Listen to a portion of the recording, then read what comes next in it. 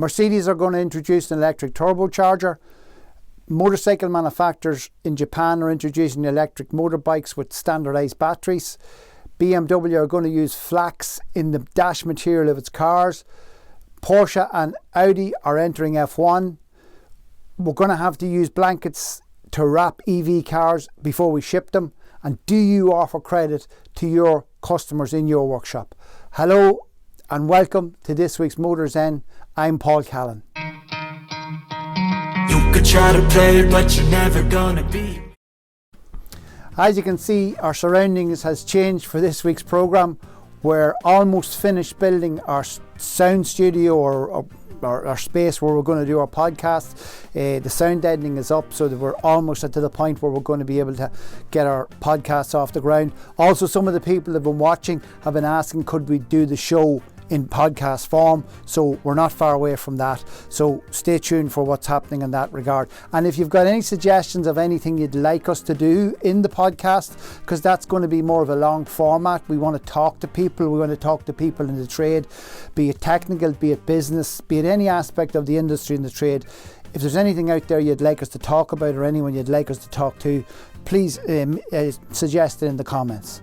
So again, we're going to start off with this week's headline story, which was Mercedes coming up with an electric turbocharger. This has been used in F1 since the first introduction of the hybrids in 2016. They have got a 4 centimetre long electric motor integrated into the turbocharger. So the turbocharger is effectively always spooled up. It's a 48 volt motor. They're introducing the 48 volt platform. They're also going to run this in such a way that you have no lag. So you're going to constantly have turbo boost until the point where the exhaust then starts to boost. So there's obviously electrical energy being used in running this. So what they're saying is we're going to use electrical energy to keep the turbo up to speed. And then when the gases take over, we're going to disengage the electric. Now, this thing's revving at 170,000 revs per minute, and the question I'm asking, and we've got no images, we've got no pictures of any of this.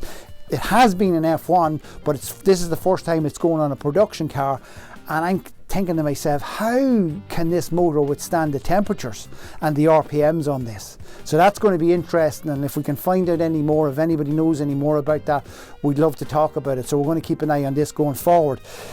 In Japan, Honda, Kawasaki, Suzuka and Yamaha have set up a company that's going to manufacture a standardized universal battery that they can all use on their electric motorcycles. I think this is a fantastic idea, and I think this is something to watch, because I think possibly electric motorcycles could become much more of a sustainable item in urban centres.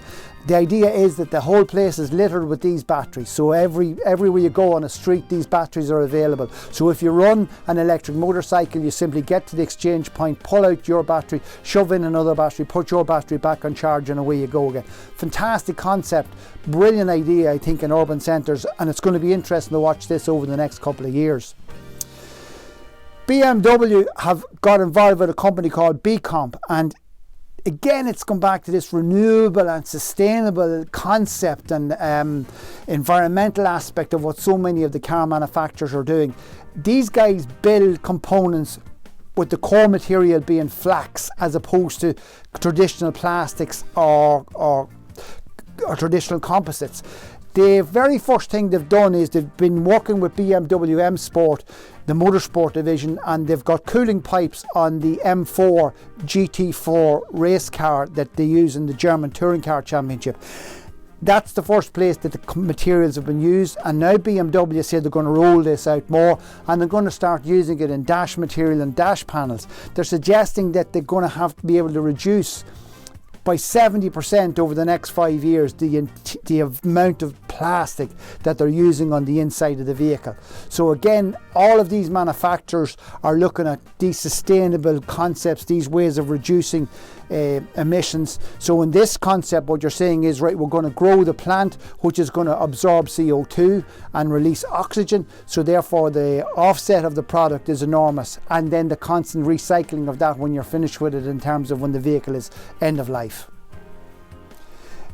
The Volkswagen board has backed the concept of Audi and Porsche competing in Formula 1 in 2026 when the new regulations come out.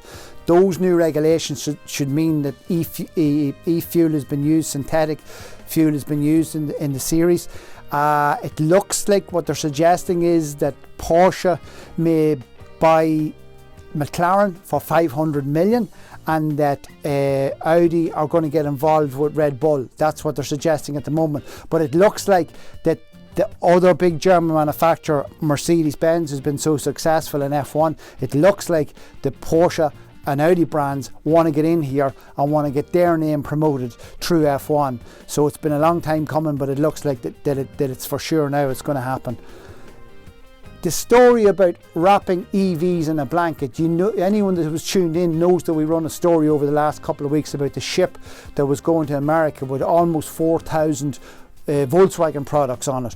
Well, what we've learned is that there was 281 of those were electric, 121 were Audi e-trons, and I think 150 or 160 were Volkswagen ID4s.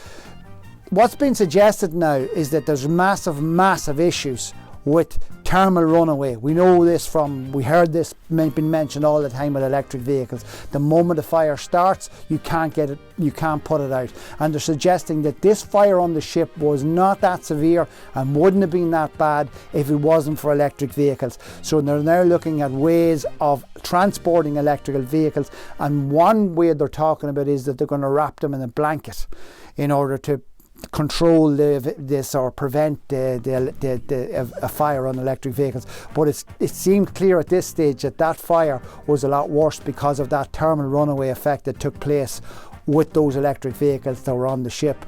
Another story that we want to cover here, which is again very much aimed at workshop owners. Euro Repair is a grouping of garages in the UK, kind of an independent workshop wing of Peugeot Citroën dealers, and all brands offering from Peugeot Citroën dealers. And one thing they've suggested to all of their dealers now is that they offering their customers a flexible payment scheme, and they're calling this Drive Now, Pay Later. And okay, in the introduction I said, do you offer your customers credit? And I can hear a lot of you out there going, oh yeah, it's credit, I don't offer it, but they take it anyway. Okay, so what Euro Repair are suggesting is that you run a proper credit scheme, and this has been available in Ireland through various companies. And I'm thinking this is something that we're all going to have to look at in the next year or two as a result of energy bills going up, fuel bills going up, and constant inflation. This is a concept where, yes, Mr. Customer, we give you service, you take this agreement, there's a finance company that takes care of that for our business. So if they come in and say they can't pay the bill, well, you can say, well, look, we've got this credit offering for you. We get paid for the job. The finance company's then responsibility is to work with the customer to get payment. I think that's something that we're going to have to look at more. And also this week, Skoda in Ireland has announced that they're offering this type of service to their customers. This is a reaction, in my view, to the economic situation that's coming down the track, and I think it's something that we as independent workshops need to start to look at, as opposed to then looking at our debtors list and realising we've got a lot of money out of the country and struggling to get it in. This might be a way of preempting that. The other small story we have is new Civic Type R going to be launched later in the year. The final development prior to launch, the final development phase took place this week on the racetrack in Suzuka in Japan, and it set the fastest lap time at that track. It's anyone that's into our Type R's or into a bit of motorsport, it's interesting to watch. We're gonna if you click on the link, you'll find that we've got a video to that lap that the driver did, and it's interesting to watch because it's a production car, and it's interesting to watch him go around that track in what is a production car, because when you watch the footage, you wouldn't think it's a production car. It's very impressive to watch that car around that track in Suzuka. So just after finishing with Auto Inform last weekend, more great trade information coming down the track. Mechan Expert is back. It's hitting the road again in May, and it's in the north on May. It's going to be in southeast Regional College in Newtownards on the 24th. It's in the southwest in Dungannon on the 25th, and it's in the college in Limavady on the 26th of May. So great event to go to. You're going to have LUK, you're going to have KYB, you're going to have Gates, you're going to have Phillips, you're going to have Bosch, Man Filters, Hella, Brembo, Sachs. That's just to name a few of all these brands that are coming together to do some training on these evenings in these colleges, and it's going to be coming into the south later on in June, and then other events in September, but we'll keep you informed of those later on. You know the routine. If you could like, comment and subscribe, we'd be very, very grateful. We're getting more subscribers, and a big thank you to Sean McKeown Autos in Dundalk, who mentioned us on his video on Facebook during the week, and we got a great number of subscribers from that, so thanks for that, Sean. And we're going to be doing more work with Sean hopefully as we get going. So thanks very much for watching, and talk to you next week.